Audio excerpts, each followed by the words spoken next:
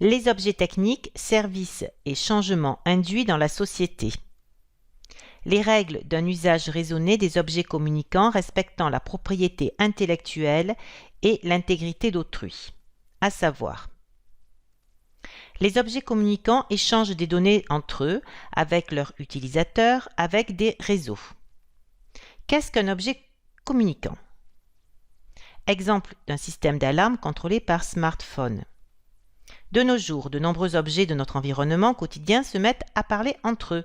On les appelle les objets communicants ou Internet des objets. Comment fonctionne un objet communicant? Je rentre chez moi fatigué, je veux me reposer. Mon rythme cardiaque est élevé. Ma montre connectée échange cette information aux différents objets connectés par Bluetooth ou Wi-Fi. La lampe connectée baisse son intensité. La radio connectée émet une musique douce. Le volet connecté se baisse. Le smartphone coupe son son. Mes données personnelles sont stockées sur Internet et consultables à distance. Chaque objet a donc une identité numérique pour être repéré dans le réseau. Chaque objet a des capteurs, une carte électronique avec un traitement des données. Les objets communicants communiquent entre eux directement et ou sur le réseau Internet par RFID, Bluetooth, Wi-Fi, 4G. En fonction de leur programmation, ces objets communicants sont capables de percevoir, d'analyser et d'agir dans notre environnement. Domaine d'utilisation des objets communicants. De nos jours, ils sont partout. Dans la maison connectée, pour notre confort ou un pilotage à distance. Ils gèrent la sécurité. On retrouve au niveau des énergies. Dans tout ce qui est divertissement. Dans la santé, le bien-être, le sport, et dans tout ce qui est extérieur. Cependant, il y a des risques avec les objets communicants.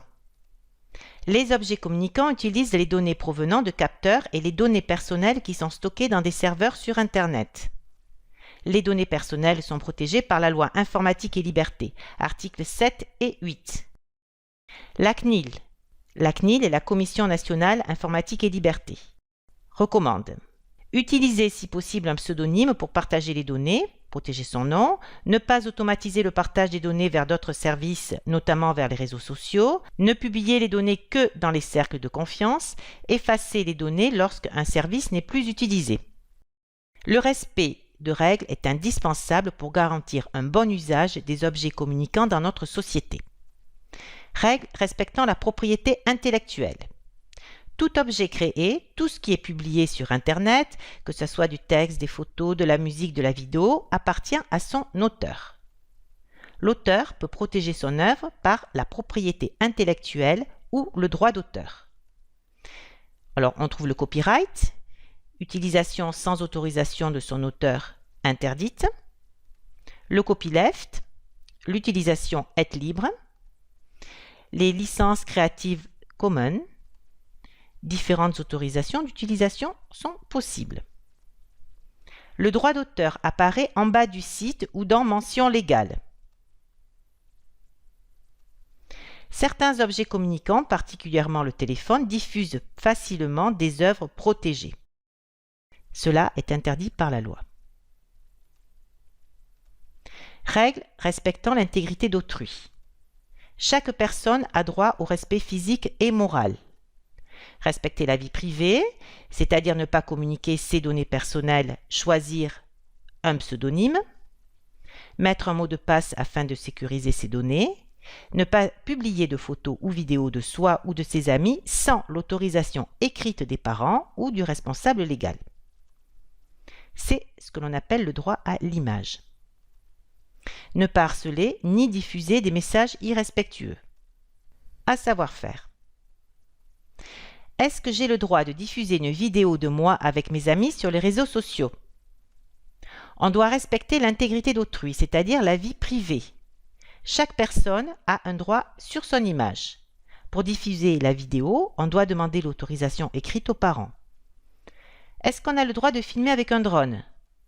On doit respecter l'intégrité d'autrui, c'est-à-dire la vie privée. Chaque personne a un droit sur son image. Il est interdit de survoler une propriété privée et donc de filmer. Si une personne est identifiable sur le film, lui demander son autorisation. Est-ce que l'on a le droit de copier, de diffuser cette image que je trouve sur Internet? On doit respecter la propriété intellectuelle, c'est-à-dire le droit d'auteur.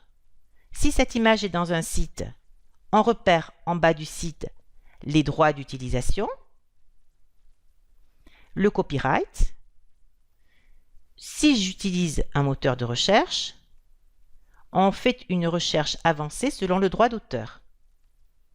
On va dans la partie images, on repère la licence, c'est du domaine public, la reproduction et partage possible. Synthèse. Les objets communicants échangent des données entre eux, avec leur utilisateur et avec Internet. Le respect de règles est indispensable pour garantir un bon usage des objets communicants dans notre société. Règles respectant la propriété intellectuelle. Une œuvre, texte, photo, musique, vidéo, logiciel, est protégée par la propriété intellectuelle ou droit d'auteur. Vérifiez que toute donnée que vous utilisez, téléchargée, publiée, n'est pas protégée par un droit d'auteur. Règles respectant l'intégrité d'autrui. Respecter la vie privée, c'est-à-dire ne pas communiquer ses données personnelles.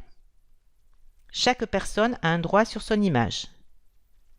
Ne pas publier de photos ou vidéos sans l'autorisation écrite des parents. Ne pas harceler ni diffuser des messages irrespectueux. À retenir. Le respect des règles est indispensable pour garantir un bon usage des objets communicants dans notre société. Les règles de respect de la propriété intellectuelle, droit d'auteur, protègent l'œuvre d'un auteur.